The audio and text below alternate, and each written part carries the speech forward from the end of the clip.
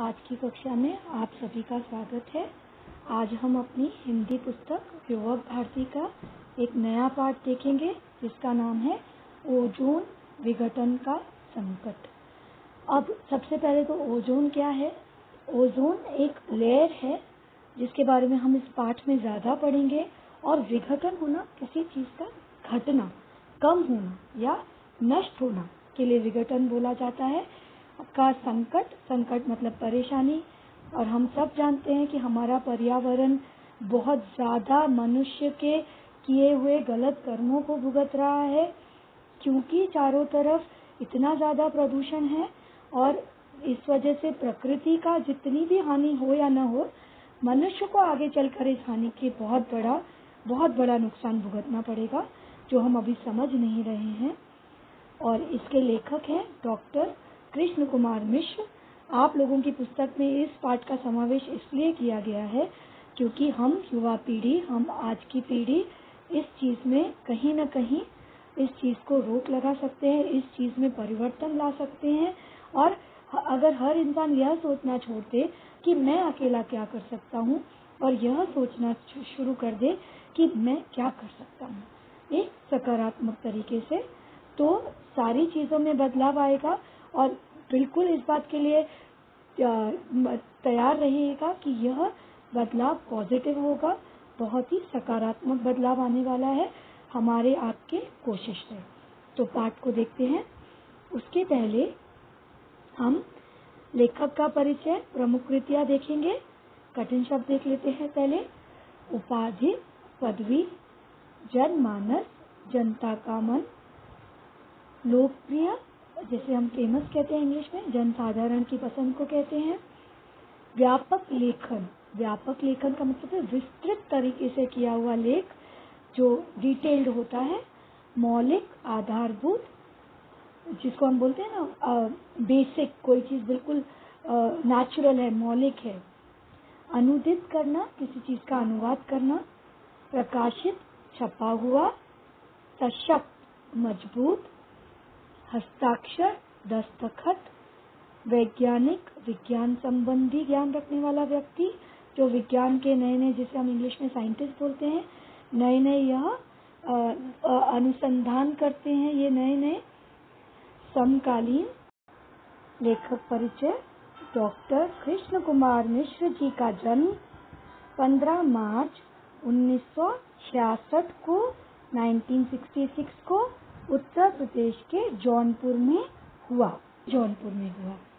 आपने हिंदी साहित्य में विज्ञान संबंधी लेखन कार्य में अपनी विशेष पहचान बनाई। तो यह विज्ञान के संबंध में ज़्यादा लिखते थे कृष्ण कुमार जी, इसीलिए इन्हें प्रकृति के बारे में और ओजोन के जो विघटन के बारे में है ज़्यादा जानकारी है। आपने बनारस हिंदू विश्वविद्यालय से 1992 में रसायन शास्त्र में पीएचडी की उपाधि प्राप्त की। आपने विज्ञान को लोकप्रिय बनाने और जनमानस तक पहुंचाने का महनीय कार्य किया।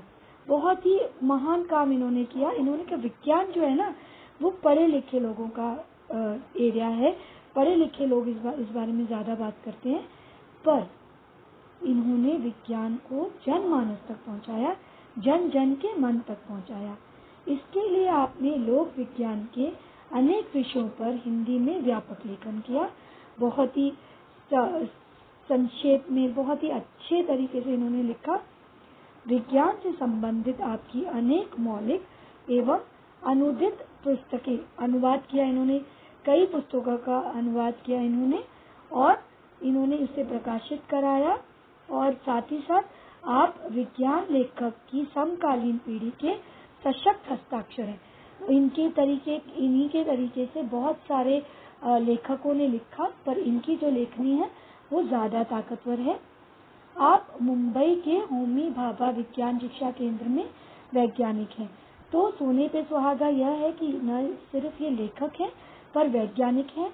तो यह इस जो भी ओजोन के बारे में हमें बेहतर समझा सकेंगे, हमें पर्यावरण के बारे में हमें ज़्यादा जानकारी दे सकेंगे। इनके जो प्रमुख कृतियां हैं, लोक विज्ञान, समकालीन रचनाएं, विज्ञान मानव की यशोगाथा, जो विज्ञान है वो मानव ने कितना यश प्राप्ति किया है, हमने कितना महिमा प्राप्त की है, उसकी गाथा है। तो यह एक तरीके से कह सकते हैं तंज है, व्यंग्य है हमारे ऊपर कि हमने कितना विज्ञान में प्रगति कितनी की और कितना प्रकृति के साथ कितना उसका हनन किया, यह जानकारी हमें मिलती है। और जल जीवन का आधार, ये तो आपने जगह जगह सुना होगा, पर्यावरणविद आपको कह कह के थके हैं कि जल ही जीवन का आधार है। तो जल इन्होंने व्यापक लेखन किया है, विस्तार में लिखा है, संक्षेप में आपको बताया। अब हम आगे देखते हैं विधा का परिचय। उसके पहले कठिन शब्द एक बार देख लेते हैं। प्रस्तुत, उपस्थित, काफी सारे साइंटिफिक वैज्ञानिक शब्द हैं, थोड़ा समझना पड़ेगा और वो भी हिंदी में है। मैं कोशिश करूंगी इंग्लिश में उनका मीनिंग आपको समझाऊं, क्योंकि थोड़ा आसान हो जाएगा अगर आप साइंस के स्टूडेंट्स हैं तो। प्रस्तुत, उपस्थित, विस्तृत, फैला हुआ, बहुआयामी, अनेक आयामों वाला, अनेक पक्षों वाला, समाहित करना, एकत्रित किया हुआ, ज्ञान वृद्धि, जहाँ पर ज्ञान में बढ़ोतरी होती है, अनुसंधानों, खोज, जिसको हम लोग बोलते हैं डिस्कवरीज, इन्वेंशंस, ठीक है, और उत्पादित करना, कुछ उत्पन्न करना, आपको पता रहेगा इन्वेंशन एंड डिस्कवरी में फर्क होता है। पर्यावरण, जैव मंडल, पर्यावरण जिसे हम सिंपल भाषा में हम लोग अपना एटमॉस्फेयर बोलते हैं, पर यहाँ पर हिंदी में उसे थोड़ा कठिन शब्द है, जैव मंडल, जहाँ पर जीव रहते हैं वो मंडल। हास, किसी चीज़ का हास करना, मतलब किसी चीज़ को पतन करना, उसको क्षीणता देना, खत्म करना, तो हम पर्यावरण। अगला है संकेत, इशारा, परत, कवर को बोलते हैं, स्तर, क्षति, हानि, स्वार्थी, खुदगर्ज, प्रवृत्ति, स्वभाव, संपूर्ण, पूरा, पराबैंगनी, शक्तिशाली किरणें जो सूर्य से आती हैं जिन्हें हम अल्ट्रावायलेट रेज बोलते हैं, वह होती हैं पराबैंगनी किरणें। अगला है उबारें, किसी को उबारना मतलब बाहर निकालना। और संकट है कष्ट, कितना आप पे संकट या कष्ट पड़ा है। और दो शब्द घातक है, एक घातक जो किसी के लिए हानिकारक होता है, और एक शब्द देखेंगे हमने जो पहले ही समझा, विघटन, विघटन करना, जिसको हम बोलते हैं डिटोरेट करना, किसी चीज को कम करना, किसी चीज को हानि पहुंचाना, पॉल्यूटेड करना, ठीक है। तो अब हम समझ लेते हैं विधा का परिचय। प्रस्तुत पाठ विज्ञान संबंधी लेख है। वर्तमान समय में, देखिए मैंने आपको बताया लिखने वाला एक वैज्ञानिक है, तो विज्ञान संबंधी लेख है ये, और यह भी एक विधा है हमारी। वर्तमान समय में, जिसे हम लोग साइंस फिक्शन कहते हैं, वर्तमान समय में लेख का स्वरूप विस्तृत और बहुआयामी है।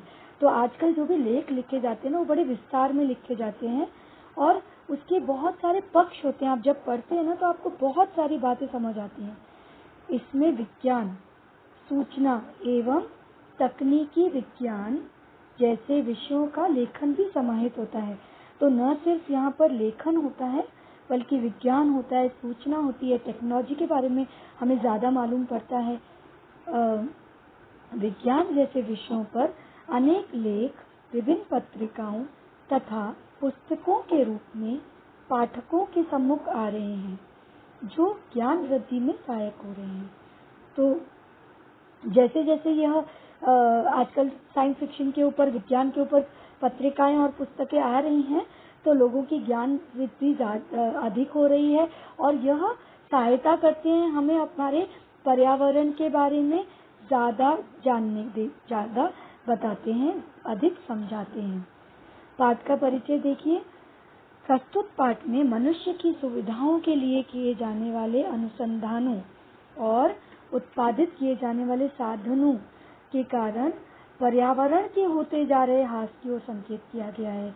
तो जैसा कि आप पाठ का नाम से ही समझ गए थे, ओजोन विघटन का संकट, तो यहाँ पर बता रहे हैं कि हम इंसान, मनुष्य अपनी सुख सुविधाओं के लिए नए नए अनुसंधान कर रहे हैं, नई नई तकनीक ला रहे हैं और नए नए उत्पादन बना रहे हैं, पर ये सब हमारे सुख सुविधा के साधन पर्यावरण के ऊपर, प्रकृति के ऊपर, एटमॉस्फेयर के ऊपर कितना ज्यादा हानि पहुंचा रहे हैं, इस ओर इस पूरे के पूरे पाठ में संकेत इशारा किया गया है और हमें समझाया गया है कि हम उसमें कैसे कमी ला सकते हैं।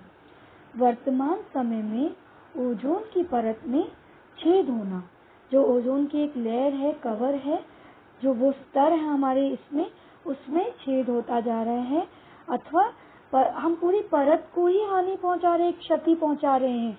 और यह क्या कारण है? हमारा खुद का स्वार्थी प्रवृत्ति। हमको खुद को थोड़ी और ज्यादा सुख सुविधाएं चाहिए। आपको उदाहरण दूं, देखिए, हम जो एयर कंडीशनर यूज कर रहे हैं, उससे जो गैसें निकल रही हैं, वह कार्बन डाइऑक्साइड ज्यादा बाहर छोड़ रही हैं। तो वो जो प्रोडक्शन ऑफ कार्बन डाइऑक्साइड है, वह हमारे पूरे के पूरे पर्यावरण को हानि पहुंचा रहा है। हमें यह भली भांति समझना होगा कि यद्यपि सूर्य हमारा जीवन दाता है। हाँ, आपको पता है, अगर सूर्य न होगा तो रोशनी नहीं होगी, गर्मी नहीं होगी। आप कल्पना कीजिए ऐसी पृथ्वी का जहाँ सिर्फ अंधकार होगा। तो जो ये सूर्य की किरणें हैं, वह उसमें से निकलने वाली पराबैंगनी किरणें, अल्ट्रावायलेट रेज, किरणें मतलब रेज, हमारे संपूर्ण चराचर सृष्टि मतलब जहाँ पर लोग रहते हैं, जिंदगी है, जो यहाँ पर हमारी सृष्टि है, जो पृथ्वी पे हम रह रहे हैं, के लिए घातक या हानिकारक सिद्ध होती है।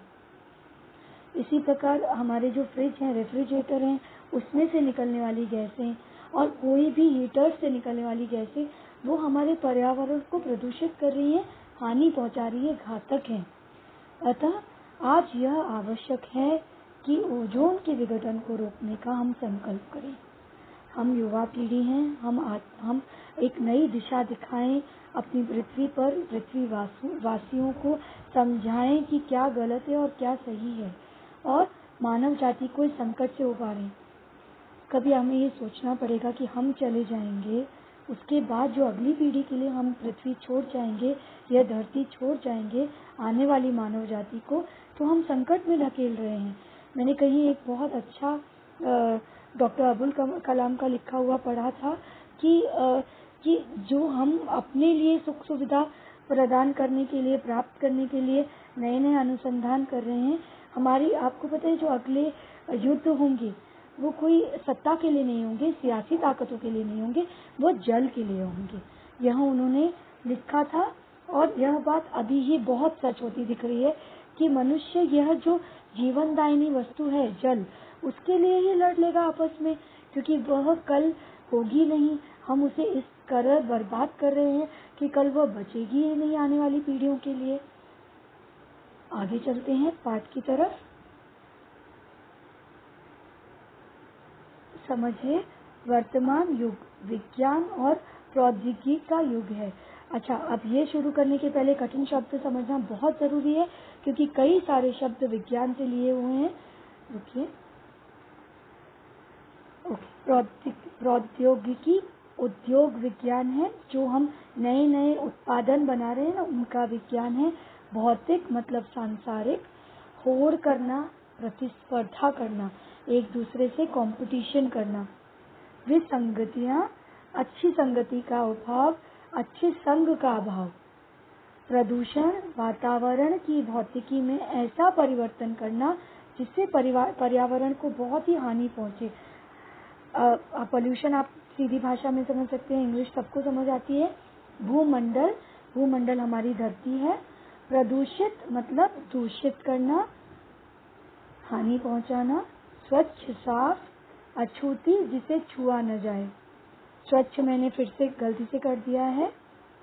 मुश्किल, कठिनाई। पर्यावरण विंदों, ये वह लोग हैं, जैसे हम सुनते हैं ना, एनजीओ हैं, I am working for atmosphere, I am working for nature. तो यह लोग हैं जो पर्यावरण के हितैषी हैं, पर्यावरण का भला चाहते हैं। अगला है घनघोर, अत्यधिक घना। बारिश आती है तो हम कहते हैं ना, घनघोर बारिश आ रही है। जल स्रोत जहाँ से वह स्रोत जहाँ से पानी की आपूर्ति होती है, जैसे नदी, जैसे हमारे समुद्र, जहाँ से भी हमें पानी की आपूर्ति होगी, नहरें और बहुत सारे और हमारे जल के स्रोत हैं। जैसे सबसे बड़ा स्रोत है बारिश। अप्रभावित, किसी का प्रभाव नहीं पड़ना, हम कोई हमें कुछ भी कहे हम पे प्रभाव न पड़े तो हम कह सकते हैं अप्रभावित है। राजनीतिक, सियासी, राजनीति से जुड़ा हुआ, सामरिक, युद्ध से संबंधित, आर्थिक, पैसे से संबंधित, जिसे हम इकोनॉमिक्स बोलते हैं। निसंदेह, जहाँ संदेह न होना किसी चीज का। भयावह, भयानक बोलते हैं जिसे, बहुत ही भयावह स्थिति है आज, हम पर्यावरण के साथ बहुत ज्यादा खिलवाड़ कर रहे हैं। अतिरंजित, बहुत बड़ा चढ़ाकर कहना। संसाधनों, स्रोत, दोहन करना, शोषण करना, जितनी आवश्यकता नहीं है उससे ज्यादा हम प्रकृति से ले रहे हैं, दोहन कर रहे हैं, तो शोषण कर रहे हैं दूसरे शब्दों में। समूची, पूरी की पूरी, और तंत्र, हमारी प्रणाली पूरी को तंत्र बोलते हैं। अब पाठ थोड़ा आसान हो जाएगा समझना। वर्तमान युग विज्ञान और प्रौद्योगिकी का युग है, हम निरंतर प्रगति कर रहे हैं, तो विज्ञान हमारे लिए बहुत ही महत्वपूर्ण है। साइंटिफिक रोज ही रोज नए और टेक्निकल चेंजेस आ रहे हैं। दुनिया में भौतिक विकास हासिल कर लेने की होड़ मची है। हर देश, पूरा दुनिया, पूरे संसार एक दूसरे से होड़ मचा के बैठे हैं, प्रतिस्पर्धा कर रहे हैं, कंपटीशन कर रहे हैं कि कौन ज्यादा प्रगति करेगा, कौन ज्यादा विकास करेगा। परंतु विकास की इस दौड़ में जाने अनजाने हमने अनेक विसंगतियों को जन्म दे दिया, हमने बहुत सारी गलत बातों को जन्म दे दिया, बहुत सारी चीजें ऐसी ले आए जो हमारे लिए, हमारे पर्यावरण के लिए बहुत हानिकारक है। प्रदूषण उसमें से एक अहम समस्या है। मुख्य समस्या क्या है? प्रदूषण। हर चीज को प्रदूषित किया हमने, हवा को, पानी को, और यहाँ तक कि ध्वनि का भी प्रदूषण कर दिया हमने। हमारे भूमंडल में हवा और पानी बुरी तरह प्रदूषित हुए हैं। और एक बात गौर करने की है, एक बात का ध्यान कीजिए, हवा और पानी जीवन जीने के लिए सबसे ज्यादा महत्वपूर्ण है। और यहीं पर अगर आप समझेंगे तो ये दोनों चीजों के बिना आप जिंदा भी नहीं रह सकते हैं। यहाँ तक कि मिट्टी भी आज प्रदूषण से अछूती नहीं रही। हवा पानी तो छोड़िए, मिट्टी को भी हमने प्रदूषित कर दिया है। इस प्रदूषण की चपेट से शायद ही कोई चीज बची हो। हर चीज को हमने प्रदूषित कर दिया है।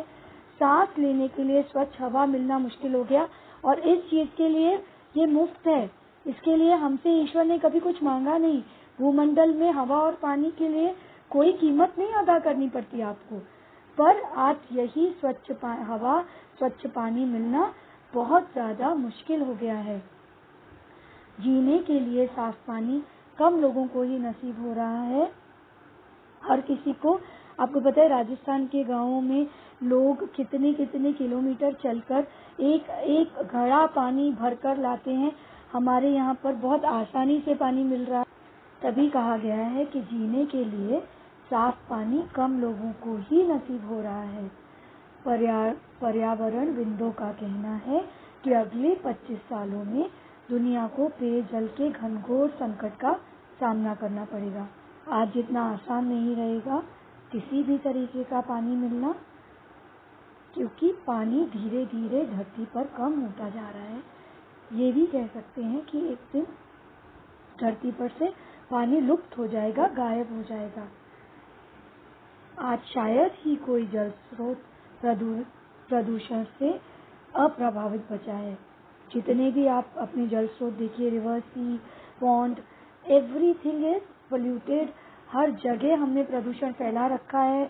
हम अपना घर का कचरा, कूड़ा, अपने जानवरों को स्नान कराना, और यहाँ तक कि अपनी बड़ी बड़ी जो हमारी फैक्ट्रीज हैं उसका भी गंदा, काला, जहरीला पानी अपने जल स्रोतों में निकासी कर देते हैं।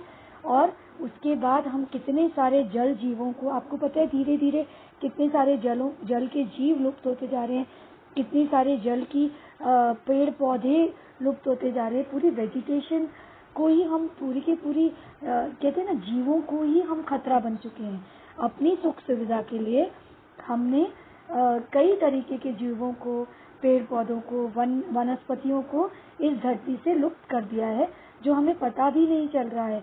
आपने देखा है चिड़िया, छोटी सी वो ब्राउन कलर की गौरैया, भूरे कलर की, वो सब तरफ बहुत आसानी से दिखती थी, आज वो नहीं है। गिलहरियां नहीं दिखती, क्योंकि हमने उनके रहने के स्थानों पर पूरा का पूरा कब्जा कर लिया है और उन विचारों को रहने के लिए कोई जगह नहीं छोड़ी है। कुछ लोगों का कहना है कि अगला विश्व युद्ध राजनीतिक, सामरिक या आर्थिक हितों के चलते नहीं, मतलब कुछ लोग तो यहाँ तक भी कहते हैं कि जो अब युद्ध होंगे ना, और वो भी कौन सा, वर्ल्ड वॉर, विश्व युद्ध, वह राजनीति के लिए नहीं और न ही युद्ध के संबंध कोई सियासी ताकतों के लिए नहीं होगा, न ताकत के लिए होगा। किसके लिए होगा? पैसे के लिए भी नहीं, सिर्फ पानी के लिए होगा। बताइए, उस जल के लिए जो आपको कितनी आसानी से मिल रहा है, अभी कहीं आपको जाना नहीं पड़ता, आपके घर तक आपके पीछे चला आता है। यह तस्वीर निसंदेह भयानक है, बहुत ही भयावह है।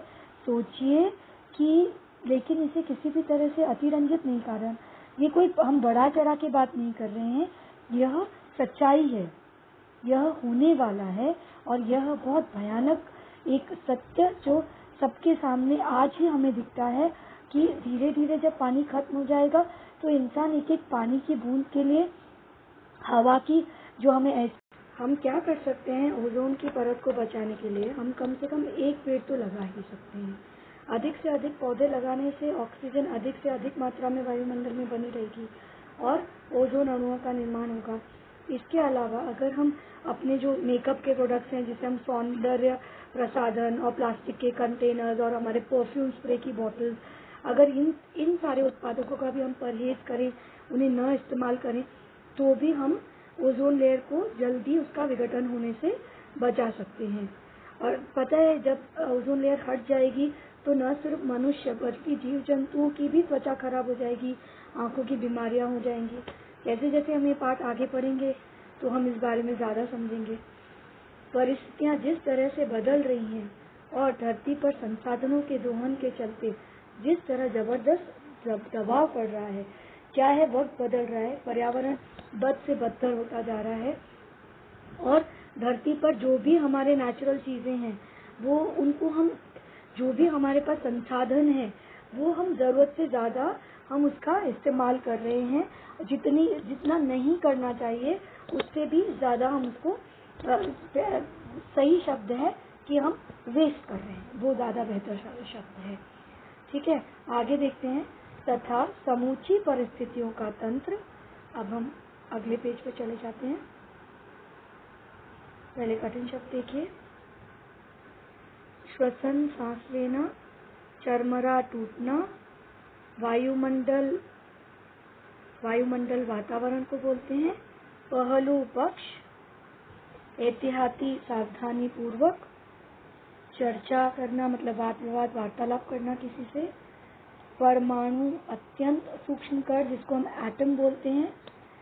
अस्तित्व, हस्ती, तीक्ष्ण, तीव्र, हकीकत, सच्चाई, विषैली, जहरीला और हानिकारक, खतरनाक को बोलते हैं।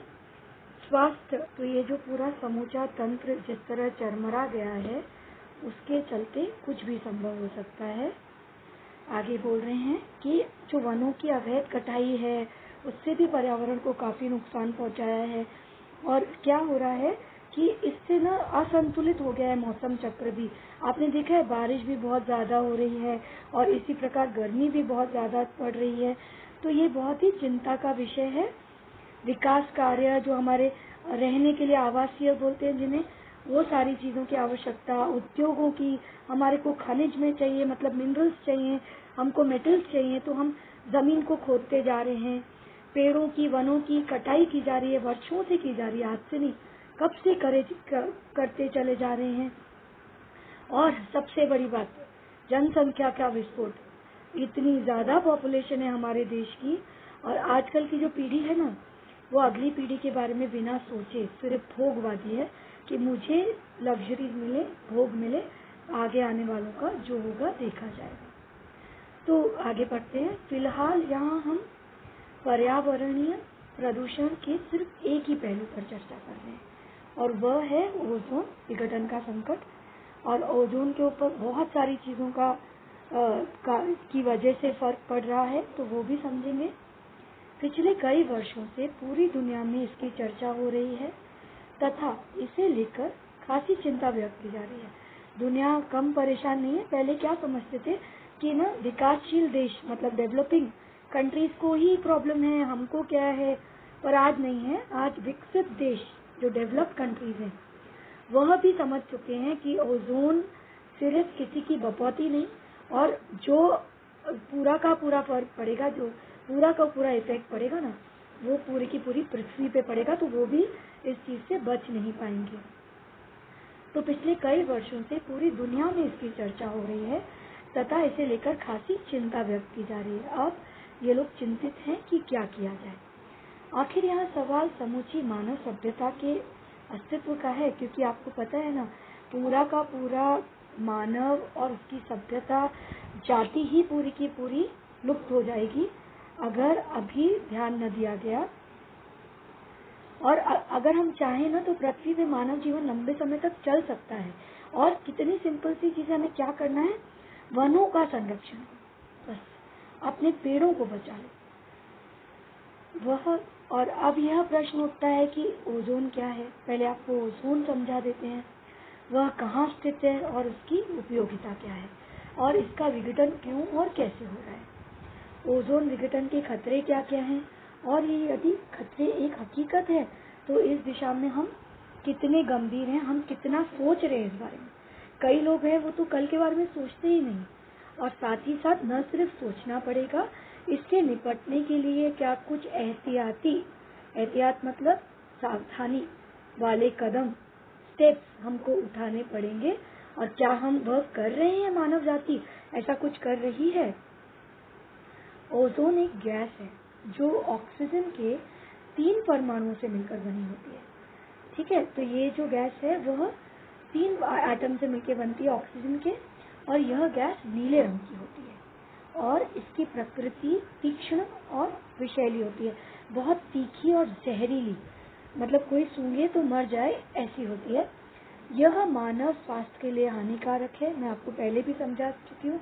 त्वचा रोग हो जाएंगे, कैंसर हो जाएगा, और श्वसन नलिका में जाने पर सोचिए, इसे अगर आप सूंघ लेंगे ना, आपकी सांस की नली के साथ आप इसे अपने अंदर ले लेंगे तो वो जलन पैदा करती है। लेकिन वायुमंडल में मौजूद यही गैस हमारी रक्षा। पिछले अध्याय का स्व अध्याय रह गया था काल परिवर्तन वाला, तो वो मैंने यहाँ पर आपके लिए सॉल्व किया है। आशा करती हूँ आप लोगों ने यह ज़रूर सॉल्व किया होगा, अपने आप खुद करने की कोशिश की होगी। उत्तर हैं यहाँ पर, इन्हें चेक कीजिए, समझिए, और कुछ डाउट्स हैं तो मुझे आप कभी भी